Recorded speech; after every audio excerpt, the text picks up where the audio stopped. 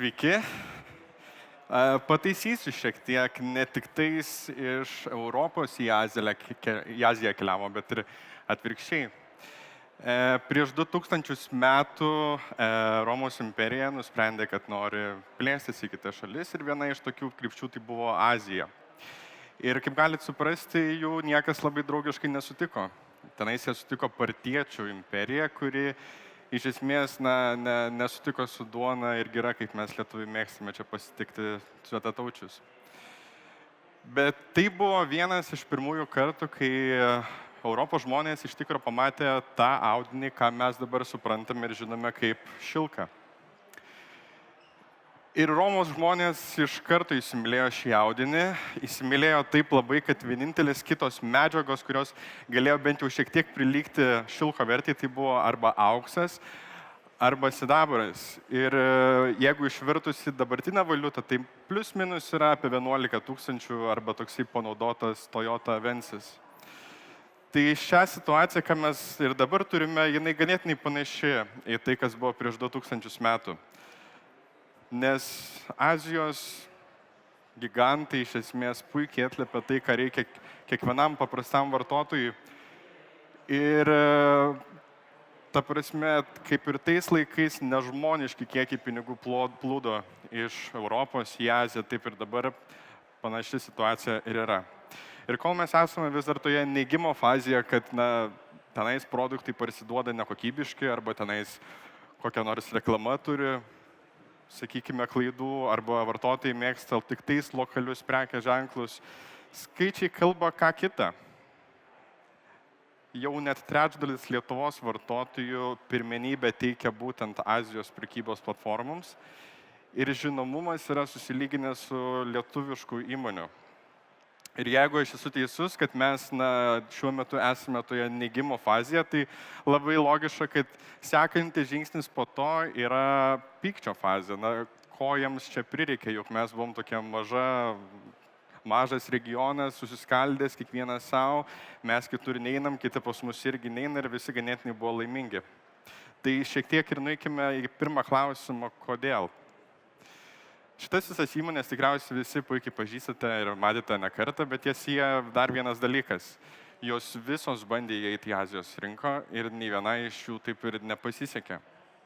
Tai jeigu ieškome klausimų, kodėl jie atėjo pas mus, tai daugiau nebuvo kaip atakuojančios strategijos pozicija, tai daugiau buvo gynybinės strategijos pozicija.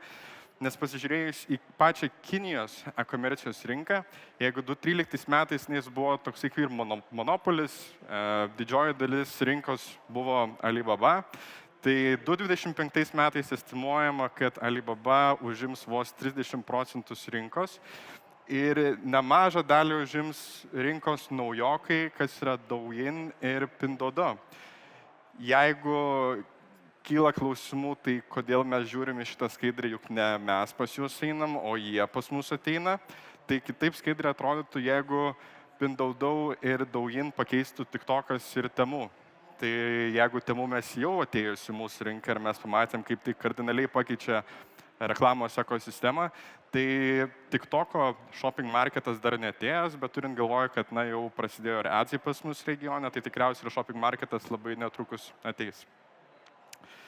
Pinduoduo, susifokusuokim sekundę būtent į juos, ką mes labiau žinome kaip Temu, tai jie 2016 metais susikūrė ir jie iš tikro žaibiškų greičių kėlė tiek aktyvių vartotojų skaičių, tiek ir savo apyvartas. 2020 metais jie pasiekė apie 70% aktyvių Kinijos vartotojų, kas sudaro maždaug apie 700 milijonų žmonių. Ir mes, jeigu esame įpratę, kad tokios stambios įmonės kaip stambus gigantai, korporacijos, jis veikia lėtai, sprendimus priima ganėtinai skurdžiai, pavėluotai, daug reikia žmonių, kad būtų priimtas sprendimas, tai su Temu mes matom visiškai ką kitą. 2022 metais pradžioje jie tik tais turėjo patį pirmą bendrai pasvarstymą, susitikimą, kad galbūt reikėtų plėstis. Lygiai po 9 mėnesių jie turėjo jau pilnai veikiančią svetainę. Ir ta svetainė nebuvo kažkokia tai replika nuo to, ką turėjo Pinduoduo, tai buvo pilnai nauja sukurta svetainė. Dar po 5 mėnesių jie jau leidosi reklamą Super Bowlo rungtynėse Ir ta reklama pasiekė 2 rekordus, tai buvo viena kaip pati brangiausia reklama, kada nors transliuota per Super Bowl rungtynės, tai buvo 14 milijonų už 2 išėjimus. Antras rekordas buvo, kad tai buvo pati jauniausia, kada nors įmonė leidusi reklamą Super Bowl'e. Ir jeigu kyla klausimas, kaip taip sugeba, na, faktas, biudžetas, numeris 1 ir jeigu skaičiais įvardinti, tai Temu bent jau praeitais metais disponavo 3 milijardų biudžetu. Net 1,2 milijardo keliavo tiesiai į Facebooką, tai jie kyla klausimų, na, kodėl mes su tais pačiais, su tom pačiom investicijom nebegalim pasiekti tų pačių rezultatų.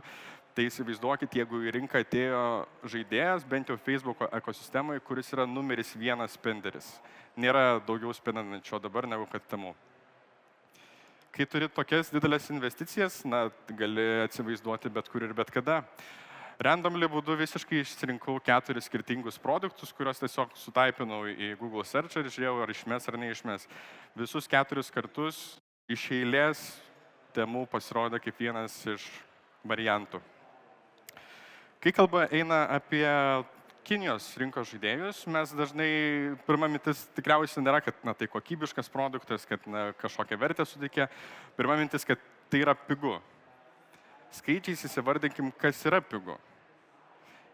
Aš šią vasarą pirkau kelis aksesuarus savo vasaros žaislui naujam ir krepšelio suma susidarė 25 eurai su siuntimu.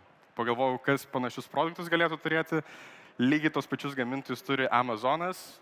Amazono to pačiu kaina buvo 5 kartus didesnė.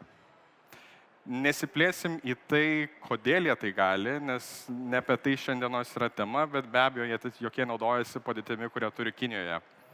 Jų sutartys su gamintojais yra tiesiog žvėriškos, jie dažniausiai turi labai pilnas maržinus, ką moka gamintojams, bet dėl savo volimo jie tiesiog gali diktuoti sąlygas rinkoje.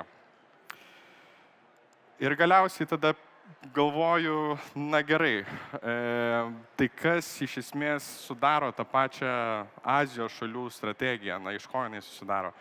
Ir išsirinkau 3 pagrindinius dalykus ir tie 3 dalykai bendrai kalbėjo apie tą pačią problematiką, arba apie tos pačius dalykus. Tai yra engagementas ir dar kartą engagementas. Po šitos skaidrės tikriausiai net ir galėčiau nebetęsti savo kalbos, viskas labai aiškiai pasimato. Temu lenkia 2 kartus tą patį Amazono laiku, kurį vartotojas praleidžia per dieną savo programėlėje. Lygiai ta pati situacija yra ir su TikToku. TikTokas pirmauja tiek prieš YouTube'ą, kur mes žinom, kad ten turinys yra ilgas. TikTokas tiek pirmauja laiku praleidžiančių programėlėje. Ir pirmoji E raidė yra algoritmas. Lengviausia palyginti algoritmą su kita programa, ką mes irgi ganėtinai puikiai pažįstame, tai yra Facebookas. Ir jeigu Facebookas buvo susikūręs laikais, kai sprendėm socialinio tokio neatskirties, bet ne vientisumo tą problemą, kadangi jis susikūrė laikais, kai Harvardo studentai bandė kažkokiu vienoje jungtyje būti, grupės kurti, dalintis informaciją ir panašiai.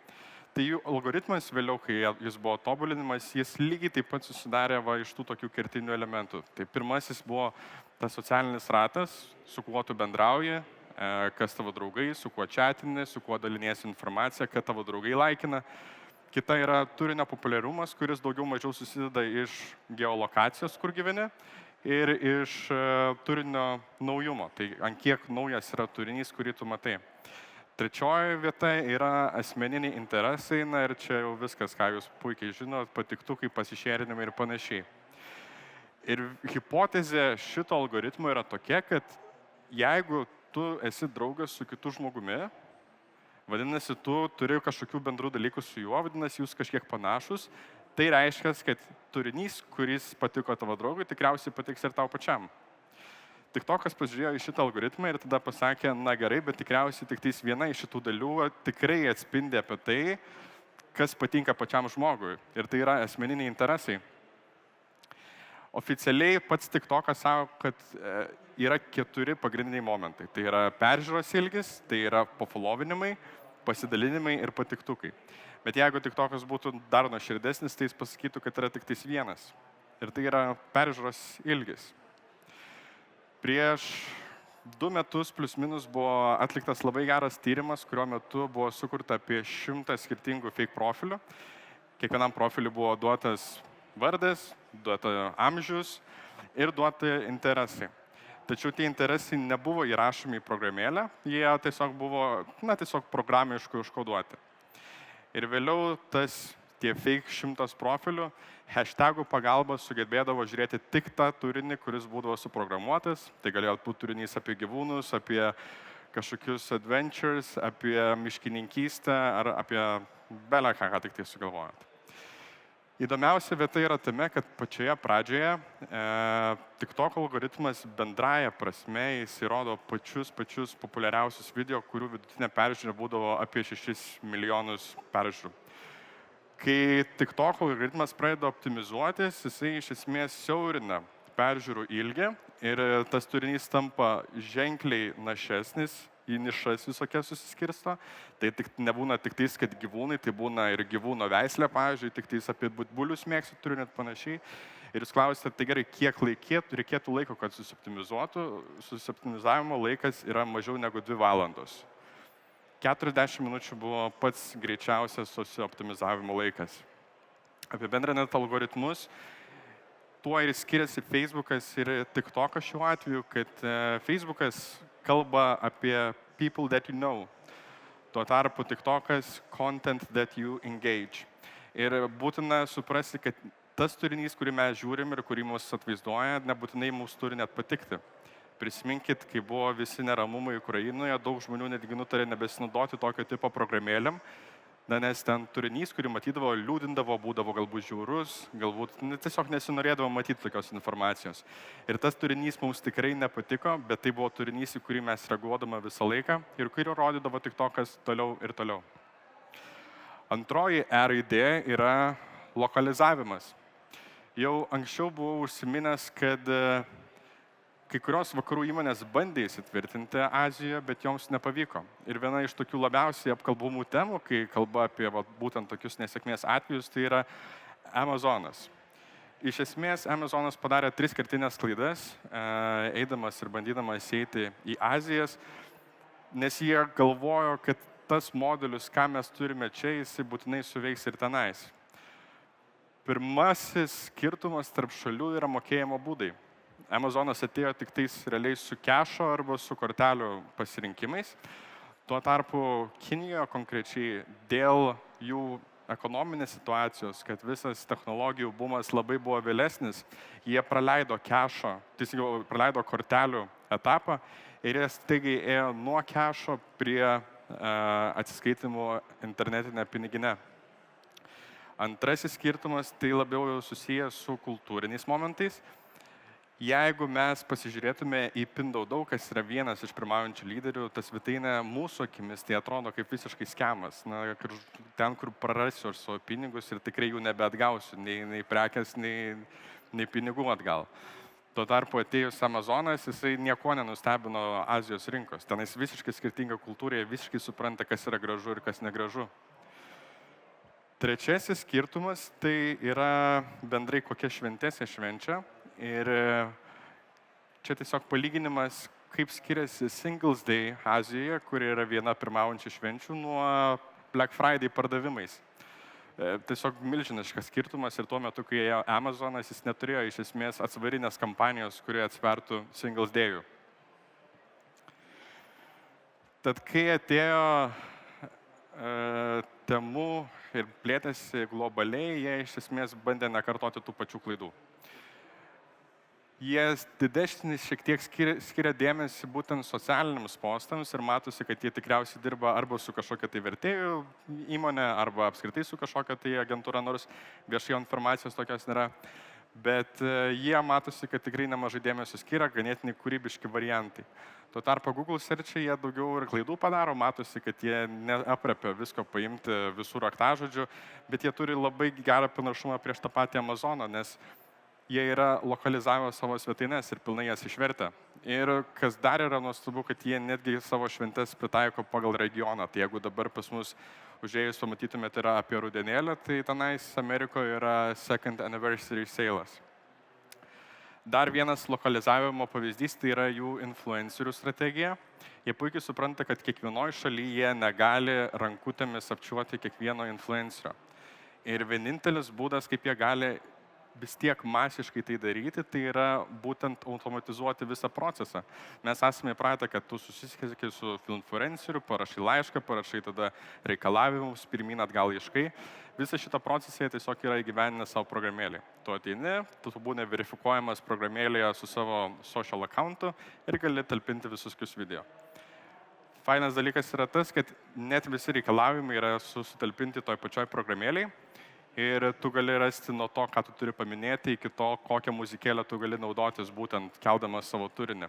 Galiausiai tu įkeli savo linką, savo posto linką tenais ir temu, kada nori, jis tada gali tiesiog peržiūrėti, ar atitikai visus reikalavimus. Ir paskutinis momentas tai yra gamificationai.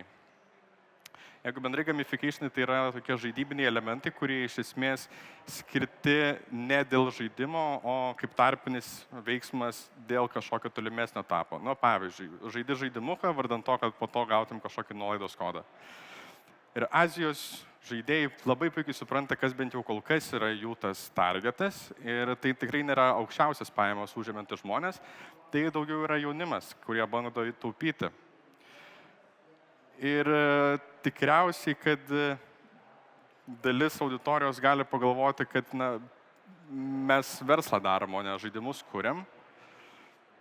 Tai jūs sutiksit su manim, kad visi verslai, bet kurį žiūrėtumėt, jie susiduria su šiom trim problemom, bent jau su viena iš jų tai tikrai. Ir dažniausiai mūsų tie sprendimai būna tokie klasikiniai, šiek tiek kartais ir konservatyvūs, kad, na gerai, jeigu norim vartotoją išlaikyti, kad jis dažniau lankytųsi, duodam kokią nors lojalumo programą. Norim, kad vartotojas pritraukti iš konkurentų, duodam geresnės nuolaidas, norim rinkti duomenis, kurkim anketas, darykim CRM bazės ir panašiai. Manau, kad labai daug marketingo vadovų būtų atleistų, jeigu jie sakytų, kad kiekvieną iš šitų problemų galim teklinti naudojant žaidimus. O būtent Azijos žaidėjai tai ir daro. Vartotojų išlaikymui ir formavimui jie iš esmės naudoja žaidimus, kurie skatina tave kuo dažniau prisijungti į jų programėles. Tai iš esmės tu gauni kažkokį 3 kartus į dieną pamaitinti savo karvutę, galiausiai tu ją primaitini ir bent jau Kinijoje gali laimėti pieno produktus kaip vienas iš šito prizų. Jeigu jie teklina problemą, kad pritrauktų naujus vartotojus, tai jie ne patys jos pritraukinėja, jie tiesiog skatina tuos pačius programėlės vartotojus pritraukti kitus pažįstamus. Tai, sakykime, ir kabliukas yra dažniausiai tame, kad iki tam tikro lygio tuos visus pasiekimus ir tas nuolaidas yra labai lengva pasiekti, bet galiausiai, kai tu pasieki tuos galutinius etapus, kai tu jau turėtum laimėti kažką iš tikro, tavęs prašo pakviesti nežmoniškus kiekius naujų vartotojų, pavyzdžiui, 10 naujų vartotojų, kurie visi iš jų būtų aktyvūs pirkėjai. Tai nereiškia, kad tu tik tais pakvieti, bet lygiai taip pat jie turi dar apsipirkti. Ir alternatyvus duomenų rinkimas, čia iš viso įdomiausia dalis, nes būna kartais žaidimukų, kur tu tiesiog scrollini ekraną ir žiūri produktus ir žiūri, kas tau patinka. Ir atrodo gan nekaltai, bet iš tikrųjų tuo metu algoritmas tiesiog žiūri, ties kuriais produktais tu sustoji, galbūt ant kažkurio produkto paspaudai, galbūt kažkurį produktą ilgiau pasižiūrėjai ir jis renka tą pačią informaciją ir bent jau man, tai aš kitą dieną jau pasižiūriu, gaunu kažkokią nuolaidą būtent tai konkrečiai prekiai. Tai šiek tiek apibendrinus, kaip ir minėjau, engagementas. Ir mes puikiai suprantam, kad mes negalim kartais lygiuotis vien dėl pinigų į tos pačius sprendimus, ką turi Azijos rinka. Jie turi tikrai nežmoniškus lygius, kalbant apie pinigus, dėl to gali leisti milžiniškus pinigus ant gamificationų, algoritmo tobulinimo ir panašiai, bet jie visi koncentruojasi į vieną problemą ir į vieną tikslą. Tai yra laikas. Tai yra jūsų kiekvieno laikas. Pabaigai, kad užbaigtume to pačiu Šilku, nuo kurio pradėjom, tai kai prasidėjo Šilko kelias, jisai nebuvo vien tik tais apie produktus. Iš Azijos šalių plūdo didžiulį kiekį žinių, kol galiausiai mes ir patys išmokom gaminti tą Šilką. Todėl nemiegokim, nes laikas niekur nemiega irgi. Ačiū.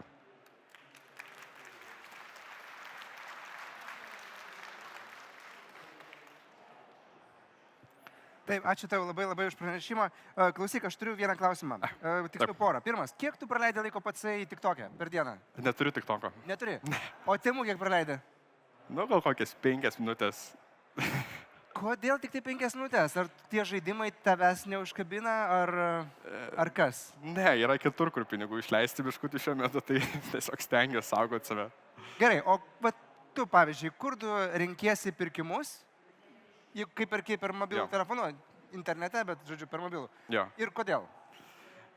Priklausomai nuo ką pirki, jeigu tai yra kažkoks daiktas, kur tu nori kokybės, tai faktas, kad nesirenki nei to tą pačią Temu, nei ten Sheino ar nei dar kažko kito. Bet jeigu va kažkokias smulkmenas, apie ką minėjau, tai puikiai tinka ir tos programėlės. Gertuvė nebus nuo to prastesnė, jeigu nusipirksi už eurą. Gerai, na ir tada klausimas. Tu pasakoji apie tą žaidimo dalį 16-19 metų. Faktas yra tas, kad tu praleisdamas laiką, žinai, Temu appse, programėlėje, iš tavęs atima laiką iš kitų, žodžiu, galimų tiekėjų, ne tą laiką. Taip.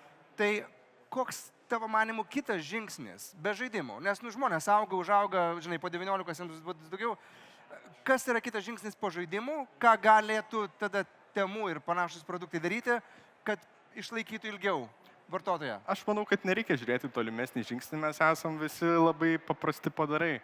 Net ir dabar žmonės, būnant suaugę, jie žaidžia tus pačius žaidimus.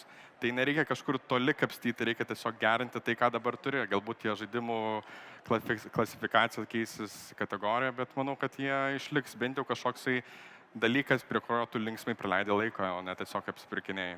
Nu ir dabartinis klausimas, ką tu patartum lietuviškai elektroniniai parduotuviai, nesvarbu, koks jis yra pavadinimas, kuri žiūri tavo pranešimą dabar?